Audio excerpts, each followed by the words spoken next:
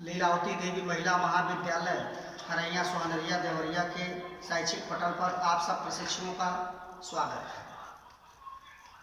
आप बीएड द्वितीय वर्ष के प्रशिक्षु आज शिक्षण अधिगम की अवधारणा से अवगत होंगी। शिक्षण अधिगम की अवधारणा क्या है? तो सबसे पहले हमें शिक्षण के बारे में जानना होगा, उसके पश्चात अधिगम के बारे में जानना होगा। दोनों अलग अलग बिंदु हैं। इसको सामान्यतः एक समझ लेते हैं, इसको कुछ लोग सामान्यतः एक ही समझते हैं, लेकिन मुख्य रूप से ये दोनों अलग अलग बिंदु हैं। जैसे सबसे पहले हम शिक्षण के बारे में जानेंगे। शिक्षण का सामान्य अर्थ छात्रों को विभिन्न विषयों का ज्ञान प्रदान करना है, जबकि अधिगम का तात्पर्य शिक्षण के पश्चात छात्रों के व्यवहारों में परिवर्तन से होता है।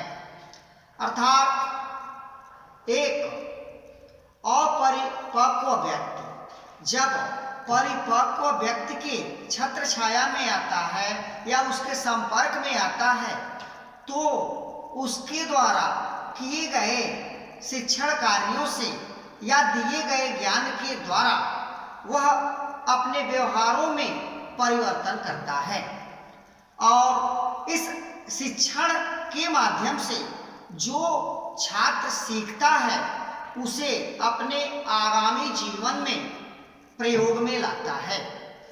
जैसे शिक्षा का मुख्य उद्देश्य यही है, शिक्षा का जो मुख्य उद्देश्य है कि व्यक्ति अपने आगामी जीवन में अपने व्यवहारों में परिवर्तन लाते हुए नवीन परिस्थितियों में स्वयं को एडजस्ट करने की, स्वयं को समायोजित करने की क्षमता को विकसित कर ले।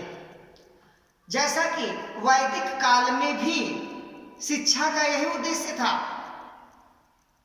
कि गृहस्थ आश्रम हेतु स्वयं को तैयार करना, अर्थात गृहस्थ आश्रम में आने वाली जिम्मेदारियों के प्रति स्वयं को समायोजित करने की अभिक्षमता को विकसित करना ही शिक्षा।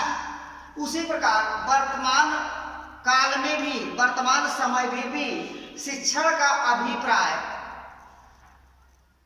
इसी से है कि व्यक्ति स्वयं को किसी भी रूप में, किसी भी स्थान पे, परिवार में, समाज में, क्षेत्र में, देश में, अर्थात किसी भी नवीन स्तरों पर स्वयं को समायोजित करने की क्षमता में अभिवृद्धि कर ले।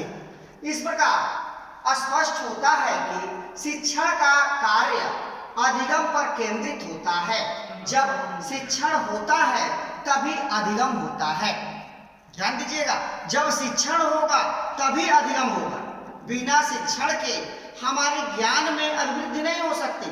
अधिगम का शाब्दिक अर्थ है अधिक की तरफ गमन करना, अधिक की तरफ जाना, कम से अधिक जानना।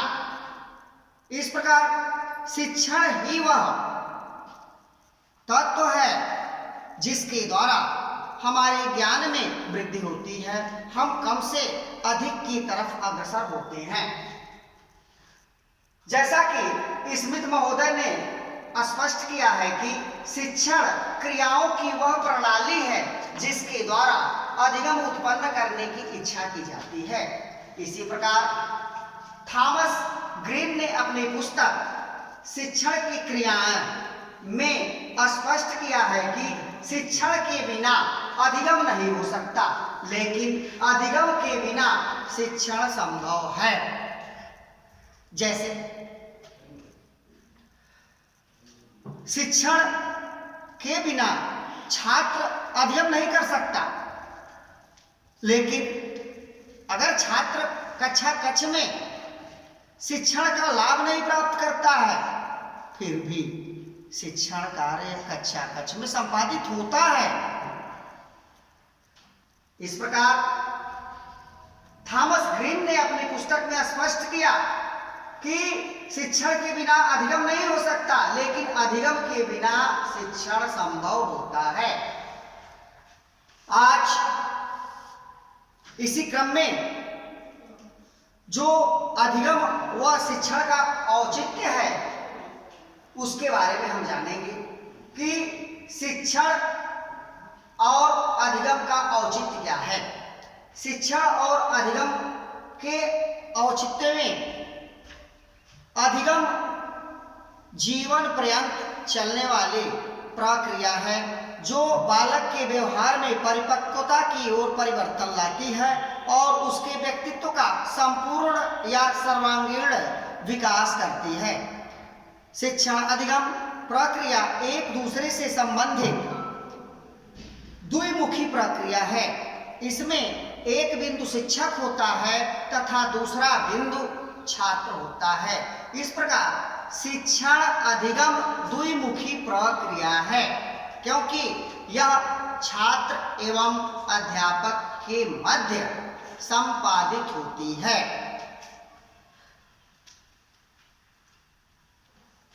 शिक्षण और अधिगम में संबंध क्या है? शिक्षण और अधिगम में संबंध के बारे में हम जानेंगे। शिक्षण का प्रमुख कार्य अधिगम के क्षेत्र में प्रभावशीलता लाना है। शिक्षण का प्रमुख कार्य क्या है? अधिगम के क्षेत्र में प्रभावशीलता लाना। ध्यान दीजिएगा, शिक्षण का प्रमुख कार्य अधिगम के क्षेत्र में प्रभावशीलता लाना है। शिक्षण और अधिगम ये दोनों एक दूसरे के पूरक हैं और एक ही सिक्के के दो पहलू हैं, लेकिन दोनों अलग अलग तथ्य हैं और एक के बिना दूसरे को पूर्ण नहीं किया जा सकता, इसलिए दोनों आवश्यक हैं। शिक्षण का प्रमुख कार्य अधिगम के क्षेत्र में प्रभावशीलता लाना है। यह एक दूसरे के पूरक हैं। इस प्रकार प्रत्येक शिक्षण का अंत अधिगम ही होता है। प्रत्येक शिक्षण का जो उद्देश्य है वह अधिगम है। शिक्षण कहीं भी हो उसका एक ही उद्देश्य होता है, अधिक की तरफ जाना, अर्थात अधिगम, अधिक की तरफ गमन करना। बर्नार्ड ने स्पष्ट किया है कि शिक्षण तथा अधिगम प्रक्रिया में शिक्षक तथा छात्र मिलकर अधिगम को बढ़ावा देते हैं। इस प्रकार शिक्षण एक कार्य है तथा अधिगम एक उपलब्धि। इस प्रकार ध्यान दीजिएगा, शिक्षण क्या है? एक कार्य है, ऐसा कार्य जिसके द्वारा उपलब्धि को प्राप्त किया जाता है। बर्टन ने स्पष्ट किया है, शिक्षण सीखने के लिए उद्दीपन, पथ प्रदर्शन तथा उत्साहवर्धन है। अर्थात हम शिक्षण के द्वारा ही सीखते हैं और शिक्षण ही हमारा पथ प्रदर्शक होता है, उद्दीपन होता है तथा हमारे उत्साहों में वृद्धि करता है। स्मिथ के अनुसार शिक्षण क्रियाओं का वह समूह है जो कि अधिगम को उत्पन्न करने के लिए प्रेरित करता है। अर्थात शिक्षण ही एक ऐसी क्रिया है जो अधिगम को प्रेरित करता है, छात्र को आगे बढ़ाने के लिए प्रेरित करता है। यदि छात्र शिक्षा न प्राप्त करे, शिक्षा न प्राप्त करे तो वह अधिगम नहीं कर सकता। अब हम इस प्रकार यह समझेंगे कि अधिगम व शिक्षण का औचित्य क्या है। अधिगम जीवन पर्यंत चलने वाली प्रक्रिया है जो बालक के व्यवहार में परिपक्वता की ओर परिवर्तन लाती है और उसके व्यक्तित्व का संपूर्ण या सर्वांगीण विकास करती है।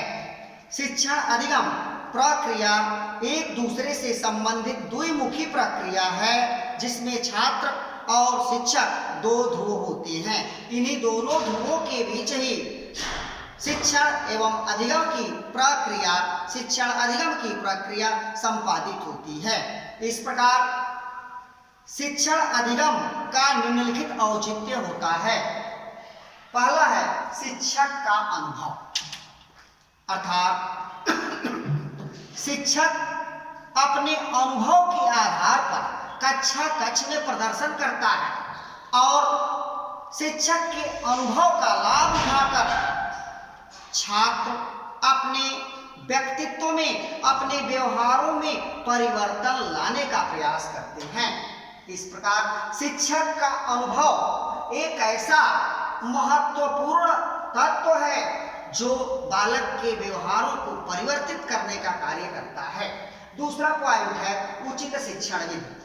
कक्षा कक्ष में अध्यापक यदि उचित शिक्षण विधियों का प्रयोग करके शिक्षण कार्यों को संपादित करने का प्रयास करता है तो छात्र कम समय में, कम परिश्रम में, कम खर्च के द्वारा अधिक से अधिक ज्ञान को अर्जित कर सकते हैं।